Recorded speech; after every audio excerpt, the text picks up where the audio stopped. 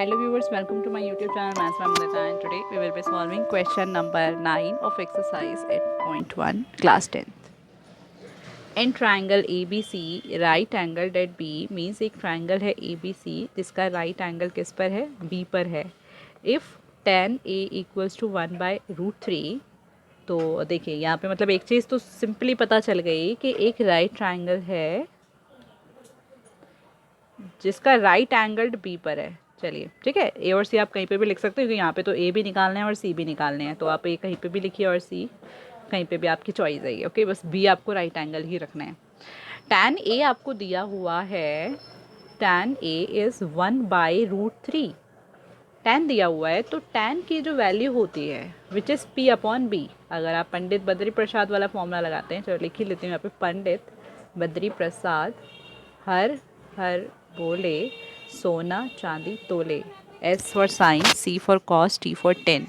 So tan is P upon B, right? So आपका जो perpendicular है वो तो 1 आ गया है इसमें और बेस आपका आ गया है √3. But the condition is A पर एंगल है, tan A पर एंगल होने का मतलब है यहाँ एंगल बना है, सो इसका मतलब जो इसका बेस है वो अब ये बन गया है. देखिए यहाँ एंगल बना तो ये बेस बन गया, ठीक है. And this is the perpendicular and hypotenuse तो यही रहता है. सो इस केस के हिसाब से मुझे जितने भी ए वाले एंगल है वो तो मैं निकाल दूंगी. सी के लिए मुझे ये वाला एंगल लेना है तो बेस चेंज हो जाएगा उस केस के लिए, ठीक है. तो पहले तो मैं इसकी तीसरी साइड निकालती हूँ कि इसकी तीसरी साइड क्या होगी. So by using Pythagoras theorem we will find the third side which is A C square is equals to A B square plus B C square. यही होती है Pythagoras theorem. A C is not given is equals to A B square. A B आपका जो है वो है base यहाँ पर बोला, या फिर आप बेस नहीं भी लेते तो आप ये देख रहे हो ये दोनों में से एक परपेंडिकुलर है एक बेस है, राइट. अगर मैं यहाँ पे ये चीज़ ना लिख के सीधा मैं ये भी लिख सकती हूँ. देखो यही करके करते हैं. हाइपोटेनस का square is equals to base perpendicular plus base square. क्यों लिया है मैंने ये? क्योंकि अभी इसमें कन्फ्यूजन है, क्योंकि यहाँ पे ए बी है और सी बी है, फिर आप कंफ्यूज हो जाओगे कि एक केस में इसे बेस ले लिया एक केस में दूसरे को बेस ले लिया. तो हम सीधा हाइपोटेनस बेस और परपेंडिकुलर के हिसाब से निकाल लेते हैं पहले साइड.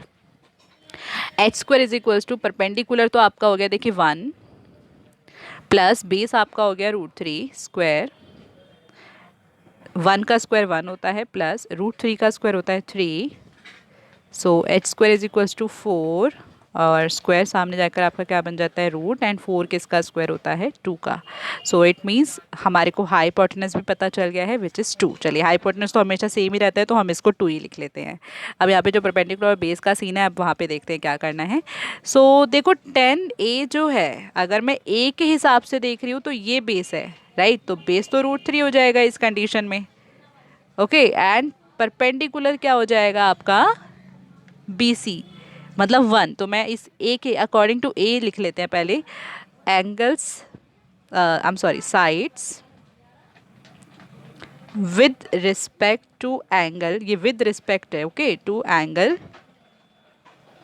A जो परपेंडिकुलर है बेस है एंड हाइपोटेनस तो सेम रहता है तो उसका कोई इतना सीन नहीं है लिखने का, ठीक है ना. तो आप परपेंडिकुलर बेस कर लेते हैं. तो देखो ए के अकॉर्डिंगली जो बेस है वो हो जाएगा आपका ए बी एंड परपेंडिकुलर हो जाएगा बी सी, ओके फाइन. और जब साइड्स हमें लेनी है with respect to angle C, angle C के अकॉर्डिंगली अगर हम साइड देखेंगे तब हमारा बेस हो जाएगा बी सी, परपेंडिकुलर हो जाएगा ए बी, ठीक है. ये चीज़ मैंने इसलिए यहाँ पे लिख दिया ताकि आप अभी जब फॉर्मूले में वैल्यू डालेंगे ना तो आपको कन्फ्यूजन नहीं होगा. सो देखिए यहाँ पे हम हाइपोटेनस भी लिख ही लेते हैं. Hypotenuse is AC in both the cases, okay. So let's start. हमें क्या क्या निकालना है मैं ना पहले इनकी वैल्यूज़ लिख लेती हूँ जो जो मुझे निकालने हैं, फिर मैं डायरेक्ट इसके अंदर पुट कर दूँगी, या फिर हम चलो सीधा ही कर लेते हैं. देखिए क्योंकि अभी तक तो आपने इतनी प्रैक्टिस कर ली है कि आपको ये ऐसे समझ आ जाएगा आप जब आप करेंगे. Sine A cos C plus cos A sin C, ये ना एक आइडेंटिटी होती है जो आप 11th क्लास में पढ़ेंगे, लेकिन मैं अभी आपको नहीं बताऊंगी वरना आप बहुत ज़्यादा कंफ्यूज हो जाएंगे, ठीक है. तो चलो वैल्यूज़ डालते हैं. साइन हमें पता है P अपॉन H होता है और कॉस हमें पता है B अपॉन H होता है. थोड़ा ध्यान देना यहाँ पर, ठीक है. साइन A हमें निकालना है विद रिस्पेक्ट टू A जो एंगल है वो हो जाएंगे ये, ठीक है, ये साइड्स हमें लेनी है। Sine is P upon H, A के लिए मुझे सिर्फ इस पे फोकस करना है। तो परपेंडिकुलर तो है बी सी, अपॉन में hypotenuse is A C, right, multiply cos C, C के रिस्पेक्ट के लिए मुझे यहाँ देखना होगा, तो सी होता है, कॉस होता है बी अपॉन एच, तो बेस तो हमारा हो गया बी सी, अपॉन में एच हो गया हमारा ए C, right, plus cos A के रिस्पेक्ट में यहाँ से एंगल देखेंगे, कॉस होता है हमारा बी अपॉन एच, तो बेस तो हमारा ए बी है, अपॉन में ए सी, मल्टीप्लाई, क्योंकि इनके बीच में तो कोई साइन नहीं है ना, इसलिए मैं मल्टीप्लाई लगा रही हूँ। साइन सी, सी के रिस्पेक्ट में हमें ये देखने हैं, साइन है तो P upon H, P is A B, H is A C, fine. चलो वैल्यूज डाल देते हैं अब इनकी। बी सी, बी सी है हमारा, ओके मैंने वैल्यूज़ नहीं लिखी यहाँ पे, एक मिनट रुके। आपका जो परपेंडिकुलर था वो था 1, मैं यहाँ पे लिख भी देती हूँ, परपेंडिकुलर इसके अंदर 1 है, ठीक है, बेस आपका है इसके अंदर √3 एंड हाइपोटेनस आपका 2 आया था। एंड इन दिस केस आपका जो बेस है बी सी तो सेम, आपका जो बी सी है वो 1 है, A B is √3 and A C is 2, okay, मतलब जो वैल्यूज़ हैं वो तो सेम ही रहेगी, बी सी की जो वैल्यू है वो तो वही रहेगी ना, बस वो तो साइड्स चेंज हुई हैं परपेंडिकुलर और बेस बन के। सो वैल्यू डालते हैं, B C is 1 upon A C is 2 into again B C is 1 upon A C is 2 plus A B is √3 upon A C is 2 multiply again A B is √3 upon 2। So ये आपका देखिए 1/2 को into करेंगे तो ये 1/4 हो जाएगा, plus √3 into √3 is 3 upon में 2 2 ज़ा 4, अगेन टेकिंग एलसीएम, सो ये आपका आ जाएगा 1 प्लस में यहाँ पर आ जाएगा 3, क्यों, क्योंकि देखिए 4 को 4 से आप डिवाइड करेंगे तो 1 आएगा, 1 को 1 से इंटू करके 1, अगेन 4 को 4 से डिवाइड किया तो 1, 1 को 3 से इंटू करके 3, सो ये आपका हो गया 4/4 एंड ये काट के आ गया 1। तो फर्स्ट पार्ट का आंसर तो आपका आ गया 1। अब देखिए सेकंड वाला जब हम करेंगे, ये है cos A sine cos C minus sign A sign सी। देखिए इसको करने का एक और तरीका था, जब आप ये चारों चीज़ें साइन ए साइन सी कॉस सी आप पहले से ही निकाल के रख लेते साइड में, वो बहुत ही आसान तरीका हो जाता है। मैं आपको उसको भी बता देती हूँ। देखो जैसे कि हम क्या करते हैं, हम ना यहाँ पर जो भी हमारा ये साइन ए कॉस ए हम इनको पहले से ही लिख लेते हैं। देखो मुझे पता है मुझे क्या क्या चाहिए, मुझे एक तो चाहिए साइन ए, एक मुझे चाहिए कॉस सी, एक मुझे चाहिए कॉस ए एंड एक मुझे चाहिए साइन सी, राइट, इन्हीं की वैल्यू चाहिए मेरे को, और तो कोई वैल्यू नहीं चाहिए। चलिए निकालते हैं।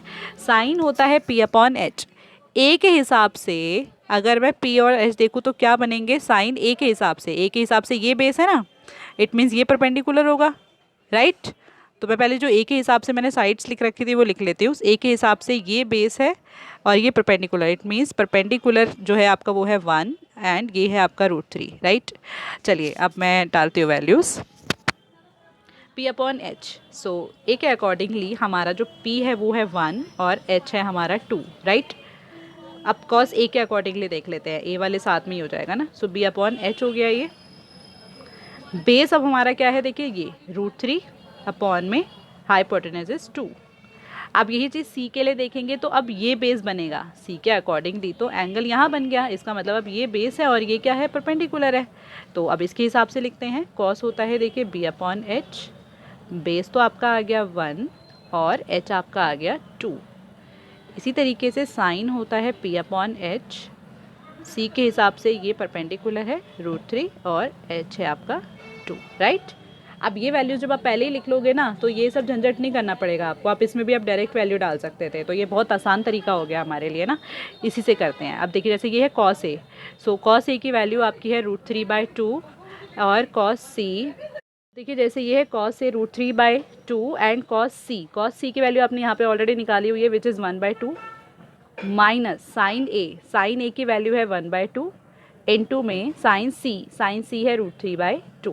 तो ये हो गया ना बहुत आसान तरीका, इस सारे झंझट से आप बच जाएंगे। आप इस क्वेश्चन को भी ऐसे ही कर सकते हैं, इस वाले पार्ट को, ठीक है। अब देखिए इसको सॉल्व करेंगे तो ये क्या आ जाएगा, √3 को 1 से इंटू किया तो √3 अपॉन में 2 2 4 माइनस √3 इंटू 1 इज़ √3, 2 2 4 सो ये दोनों माइनस माइनस होके आपके 0 आ जाएंगे क्योंकि सेम नंबर्स हैं। हो गया आपका ये वाला पार्ट। तो यही चीज़ सबसे आसान है कि आप पहले तो साइड्स निकाल लीजिए, उसके बाद आप क्या करेंगे अकॉर्डिंग टू ये सारी चीज़ जो जो आपको निकालनी थी वो निकाल के फिर हम डायरेक्ट वैल्यू पुट कर देंगे इसके अंदर, ठीक है।